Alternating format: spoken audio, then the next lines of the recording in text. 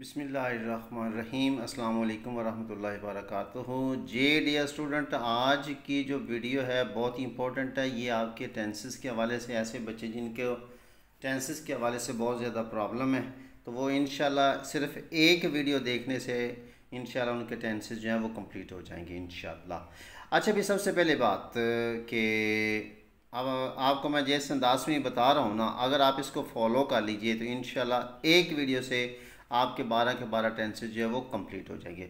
अच्छा, सबसे पहली बात बेटा क्या है कि ये टेंस कहते हैं ज़माने को। ठीक है, ज़माने की हैं जी आगे 3 किस्में। एक है, ज़माने 3 होते हैं, ठीक है। एक होता है प्रेजेंट, पास्ट और फ्यूचर।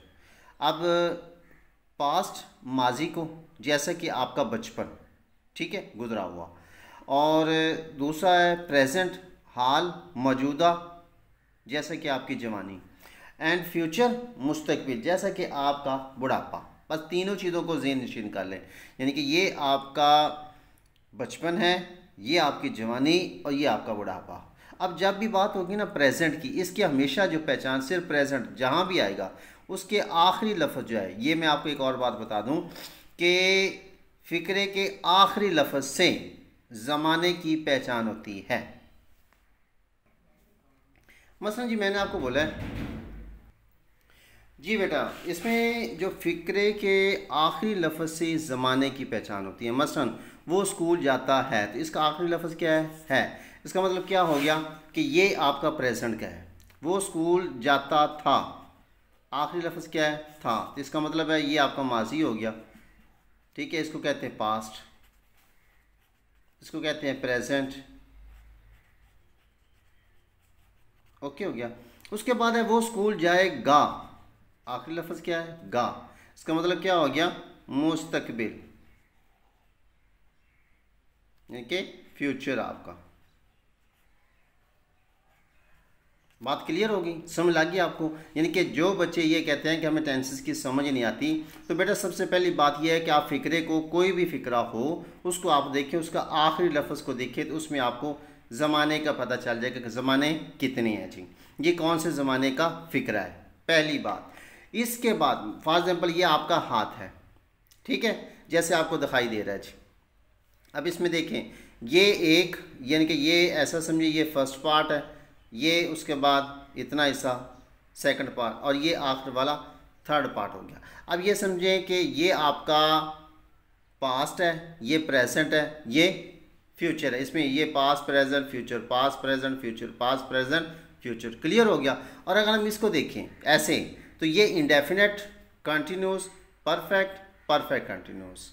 दोबारा से मैं रिपीट कर रहा हूँ कि अगर आपको ये इतना हिस्सा पहला पोर जो है ये वाला दिखाई दे रहा है, तो ये आपका प्रेजेंट होगा, या पास्ट कर लें, ये पास्ट होगा, सेंटर वाला प्रेजेंट होगा, और ये आखिरी जो है वो फ्यूचर होगा जी।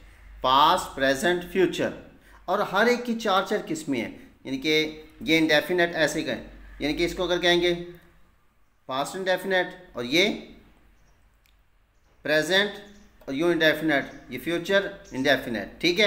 यानी कि ये समझिए कि ये इंडेफिनेट की आ गई, ये कंटिन्यूस की आ गई, ये परफेक्ट की, और परफेक्ट कंटिन्यूस की आ गई। और ये चारों के जैसे समझिए कि 4, 3, 12, ये 12 के 12 टेंसेस आपके फिंगर्स के ऊपर मुकम्मल होते हैं। ओके हो गया जी। चलें जी, अब मैं ज़रा ज़्यादा डिटेल से नहीं, कि ताकि वीडियो लंबी ना हो जाए जी। उसके बाद बेटा ये आपकी पहचान होगी इससे, और हर ज़माने की 4 किस्में हैं, और कौन कौन सी हैं ये मैं आपको बताता हूँ। जैसे है इंडेफिनेट, यहाँ पर मैं बता देता हूँ, ये देखें, हर ज़माने की 4 किस्में। Indefinite, I for indefinite, C for continuous, P for perfect, और पी सी परफेक्ट कंटिन्यूस। और इंडेफिनेट जहाँ भी आएगा इसके साथ इसकी पहचान होगी ता, ती और ते। ता जो है ये मुज़क्कर के लिए, ती मुअन्नस के लिए, ते जो है वो जमा के लिए। रहा, रही, रहे, चुका, चुकी, चुके, वही तरीक़ेकार। ओके हो गया। अब अगर इसमें बनाने का तरीक़ेकार क्या होगा बेटा जी, अब इसमें देखिए सबसे पहले है प्रेजेंट। इसकी जब भी पहचान होगी ना, इसकी उर्दू में पहचान मैंने आपको करवानी है जी। इसकी उर्दू की पहचान जो है वो है, हैं और होगा, आखिरी लफ्ज़ इसका। पास्ट में था, थी और थे होगा, फ्यूचर में गा, घे और ये होगा। जब इंडेफिनेट की बात करेंगे तो हाल में क्या होगा? ता है, ती है, ते हैं, ता हूँ, ये वगैरह आएगा जी। फ़िक्रे का। अच्छा, एक तो मैंने ये बता दिया कि फ़िक्रे के आखिरी लफ्ज़ से इन 3 ज़बानों का पता चल गया, और फ़िक्रे से जो पहले लफ्ज़ आएगा उससे इन चारों किस्मों का पता चल जाएगा, ये इंडेफिनेट है, कंटिन्यूस है, परफेक्ट है या परफेक्ट कंटिन्यूस है। जी क्लियर होगी बात। आगे जी इसको बनाने का तरीक़ेकार क्या है। अगर इंडेफिनेट होगा तो इसमें हमने क्या करना होगा, फर्स्ट फॉर्म प्लस सबसे पहले सब्जेक्ट, ठीक है जी, सब्जेक्ट सबसे पहले मैं यहाँ लिख देता हूँ कि S for subject plus first form plus S या ई एस का इजाफा और प्लस और ऑब्जेक्ट आ जाएगा। Subject S for subject, O for object आ जाएगा जी, ठीक है। मसलन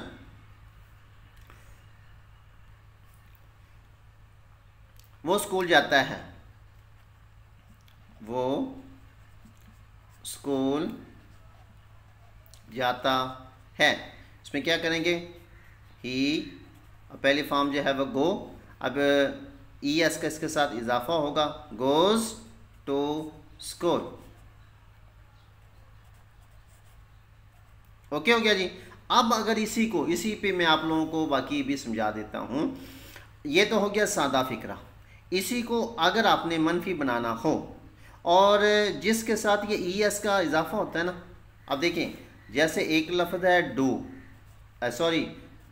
डू, दूसरा है डज, ये डू दोनों आ गए, ई एस का इजाफा हुआ डज, जिसके साथ ई एस का इजाफा होता है उसके साथ डज लगेगा और बाकी के साथ डू लगेगा। जैसे ही, शी, इट और वाहिद नाम, इनके साथ हमेशा डस लगेगा जी। क्लियर होगी बात। अच्छा, और सवालिया बनाने के लिए अब सबसे पहले हम मनफी की बात करते हैं, तो इसमें क्या आएगा, he goes to school, he does not, अब गो हो जाएगा, ई एस ख़त्म हो जाएगा, he does not go to school. Clear होगी बात बेटा। अच्छा, अगर इसी को हमने सवालिया बनाना हो तो फिर क्या करेंगे, इस डज को हम शुरू में लिख देंगे, does he go to school और आखिर पे सवालिया निशान। और अगर इसको मनफी सवालिया बनाएंगे तो फिर क्या करेंगे, does he not go to school. ये तरीक़ेकार है जी बेटा, ठीक हो गया। यहाँ पर मैंने ये लिख दिया, इसके अंदर डू और डज का इस्तेमाल होगा जी। इसके बाद पास इंडेफिनेट की बात करते हैं, तो इसमें आखिरी लफ्ज़ जो वो था आएगा, क्या वह स्कूल जाता था, ठीक है। तो इसमें क्या होगा, सेकंड फॉर्म इस्तेमाल होगी। इसका तरीक़ेकार क्या होगा जी, कि इसमें ये होगा सब्जेक्ट प्लस, ये वाहिद टेंस है जिसके अंदर सेकंड फॉर्म होती है जी, प्लस ऑब्जेक्ट, बस। गो वेंट, ही वो स्कूल गया या वो स्कूल गया था, he went, go went to school, he went to school, ठीक है।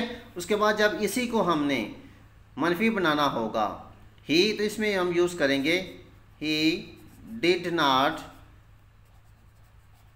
अब सिंपल आ जाएगा, he did not go to school. सिर्फ सादा फिक्रे के अंदर हमेशा सेकंड फॉर्म यूज़ होती है, पूरे आपके 12 के 12 टेंसेस के अंदर, और कहीं भी सेकंड फॉर्म जो है वो यूज़ नहीं होती। और अगर हमने इसी को सवालिया बनाना हो तो हम क्या करेंगे, इस डिड को उठाकर शुरू में, ठीक है, did he go to school, आखिर पे सवालिया निशान। और अगर इसको मनफी बनाना है, डिड ही, ठीक है, did he not go to school.